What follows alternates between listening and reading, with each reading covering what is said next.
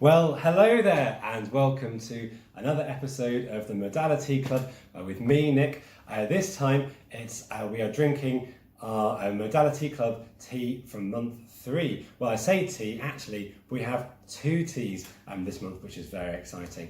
First of all, I want to address why am I looking so domesticated today, and the reason is that I'm currently in the process of baking our Earl Grey tea loaf from Mary Berry's recipe, which I'm bringing along to our tea and cake meetup tomorrow evening. I hope many of you can join us there. You might wonder, why are there 2 teas today? Well, in the WhatsApp group there's been some good banter saying, well, these are very interesting, unusual, different teas that you're introducing us to, Nick, but day to day what I want to be drinking is a builder's brew. Some good old-fashioned Yorkshire tea are the brands available, and that's probably what I want to drink day to day. So this month we're going to be deconstructing English breakfast tea. So you may be aware that the 2 main components of most English breakfast blends are Assam and Ceylon. So, strangely enough, we have a high quality Assam tea and a very excellent Ceylon tea to drink this month. And I'm going to be drinking them side by side with you today, but also having deconstructed English breakfast, we're going to reconstruct it. And actually I've made up my own blend, having been experimenting this morning. So I've not tried these parameters just yet, so we'll see how that tastes as well. So, but without further ado, let's get on to start brewing the teas, and then we can chat about them. So this is the first one, so 2 teaspoons here, and what I'm showing you first is the Assam tea. I hope I don't tip it all over the floor this time. So can you see that? Just coming into focus. So these leaves are actually a lot smaller than the ones from our Yunnan black tea from the first month. Still got some nice, those golden tips, showing you this is a really high quality tea. It's a TGFOP, which as I'm sure you will know, stands for Tippy Golden Flowery Orange Pico. A very strange nomenclature, but that's how they grade particularly Indian teas. Now secondly, we have this Ceylon tea, and actually this is even smaller leaf size. Can you see that? And it's almost got this kind of, I guess, purplish bluish hue to it, and it's got a couple of these kind of more gold, kind of more orangey leaves. And interestingly, actually, once you brew this up, the resulting leaves are much greener than, they're not fully brown in contrast to the Assam. So let's get on and brew these teas. So we've got 200 mils of just off the boiled water here for our Assam tea. And for our, oh actually, I've not put the tea in yet, have I? I've just shown you the tea. So there's the Assam going in.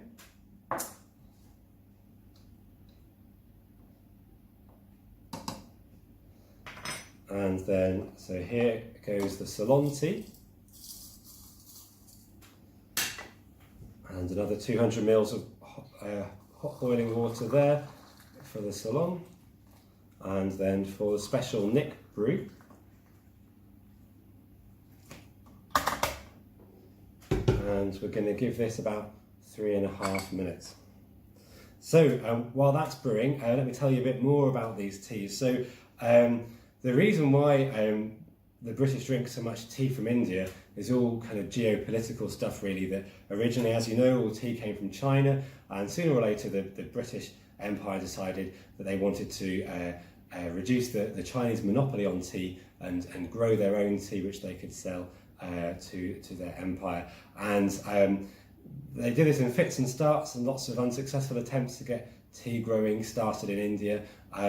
But an army officer from the British Army discovered a tree growing in the tropical forests of India that looked a lot like Camellia sinensis, that's the tea tree, but it was a bit taller, so it could go up to 30 metres tall rather than 20 metres, which is how high your classic Chinese tea trees might grow if they're not tended to or trimmed, like in tea gardens. They're all kept to a kind of waist height, so like a table, so then the pickers can easily pick them. But kind of left to their own devices, they'll grow really tall.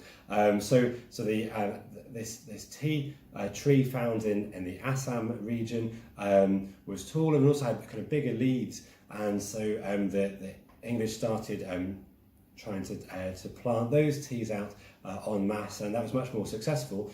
And so the reason why we drink Assam tea is it comes from the area of Assam, which is in kind of far eastern India. I'm not sure how good your Indian geography is. I'm afraid mine could be better, but Assam is in the area of kind of East India that's the other side of Bangladesh. So you've got India, I think this is the wrong way around for your camera, isn't it?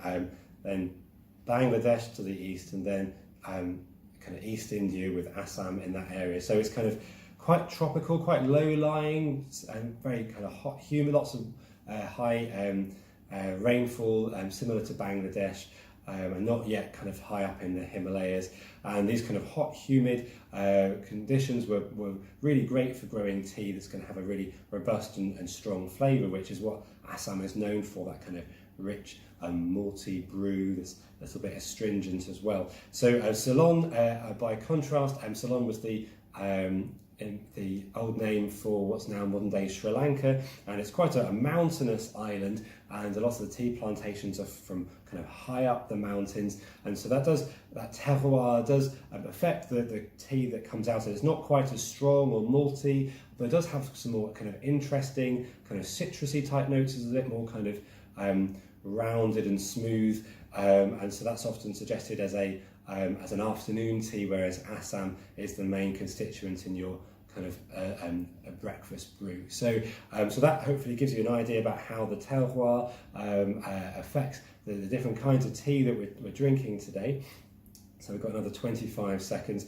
And I have to say, when I was kind of getting into tea, I did find this all very confusing. What's an Assam, what's a Ceylon, and what's Darjeeling? And Darjeeling, by contrast, is a high mountain tea grown in the foothills of the Himalayas, kind of towards Tibet, up that way, and that has a very kind of characteristic flavour. So here we go, which again is not quite as strong as Assam, but it does have particular characteristics, and the kind of high quality Darjeelings have this classic kind of muscatel grape flavour to them that's very much sought after, and that's so sometimes Darjeeling is referred to as the champagne of teas, which is excellent branding, I think. So we've got our 3 teas here to try, and I've got 3 tea mugs. Wow, that's getting hot. So let's get on and drink some tea. So I've got my 3 mugs. So first of all, we're going to be drinking the Assam tea. It's a nice high pour there, and did you see there's a lovely rich kind of ruddy colour to that one, whereas you can see that the Ceylon, which we said was a smaller leaf, so you might think it brew out quicker, but I've measured out both are 2 teaspoons, about 3.5 grams. Now you do want to kind of fill your teaspoons more with your Assam tea than you would with the Ceylon if you're looking for the same amount of tea leaf, because the Ceylon leaves are that much smaller. But also it's a lighter colour brew, which does kind of belie the flavour profile difference. So cheers, guys. And that's a really lovely, satisfying brew that reminds me of a high quality English breakfast, maybe from Betty's or somewhere like that. And so it is malty, but what I'm really struck by, and maybe that's because I've been drinking Chinese tea now predominantly for 3 or 4 years, is that actually there's a really kind of fruity note to Assam heavy tea. And so when I was drinking some blind tea bag tastings that my brother gave me as a little joke last Christmas, and I thought that the English breakfast tea actually had some blackcurrant flavouring added, because it does have this kind of almost Ribena-ish quality to it, and it's this very, very satisfying kind of red berry flavour to this Assam that's kind of quite prominent. And actually I brewed these a second time this morning, and I'm brewing them again for maybe 10 minutes. I think you do have to brew them for a lot longer the second time around. Then that kind of, it was almost like drinking a kind of a rich Ribena. So if you like that, fantastic. If not, you might want to dial down how long you brew them for. So it's malty, it's rich, and it also has that kind of red berry or kind of blackcurrant kind of fruity sweetness to it. Now, often people think of Assam as being quite astringent, and I've certainly had some pretty astringent Assams, but this one isn't actually too astringent, and it's very drinkable black, but of course you're very welcome to add milk and or sugar to your Assam tea. So just a quick note on astringency. I noted on the last tea video about tasting teas that people sometimes get a bit confused between sourness and bitterness. Now, bitterness it's not necessarily the same thing as astringency either. Bitterness is one of the kind of five main basic flavour profiles that our senses pick up. So that's kind of a earthy, or sometimes a bit kind of unpleasant flavour, whereas astringency is all about that kind of mouth puckering sensation actually in your mouth, so kind of drying, cloying, mouth puckering mouth feel. So it's actually about feel rather than about the taste. So by contrast now, if we drink the Ceylon, cheers guys.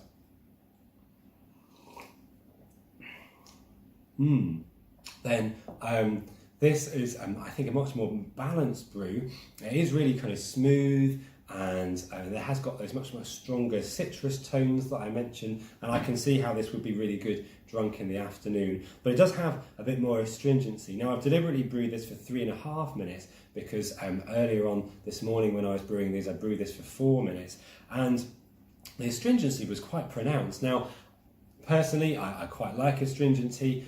Young pu'er, raw pu'er teas are often really astringent, really full-on, smack you around the face astringency, which to the uninitiated is pretty inaccessible, but I have to say I've kind of grown to quite like, and underneath that astringency you might notice all kinds of interesting flavours kind of popping up. But if you're more into kind of milky, sweet tea, then this tea, black, brewed for a long time, this Ceylon, probably won't be so much your thing. But 3.5 minutes, 2 teaspoons of tea. This is, I'm sorry about that, a bit of a technical glitch. So about the balance of astringency that I think is very accessible and a lovely brew. So let's move on to our blend and see what that's like. So here we are. Here is the Nick ModaliTea Club blend number 1. Well, cheers, guys. And that's very familiar. It feels very much like English breakfast. There's a good kind of punch of the Assam, that kind of blackcurrant flavour comes through for me nicely. But there is this kind of slight backbone of astringency, nothing too much, but just enough for those other flavours to build on. And there's a kind of citrus, zesty, kind of refreshing note that comes through from the Ceylon. So I'm pretty pleased with that actually. I think if I was to do this again, I might kind of push it closer to 50-50, the Assam and the Ceylon. So maybe 60-40 or 55-45. I think maybe because I brewed it for slightly longer, slightly shorter, than the astringency isn't quite so there. So maybe actually 50-50 brewed for 3.5 minutes rather than 4 minutes might be a good shout as well. So, well, it's not for me to do, it's up for you to experiment. So, well, I hope you really enjoy this month's Tea Club teas, the Assam and the Ceylon. Please tell us about your experiences and what you think of them both, and also what you think of any bespoke blends that you do in the WhatsApp group. And I hope to see many of you tomorrow night. Well, cheers guys, and bye-bye for now.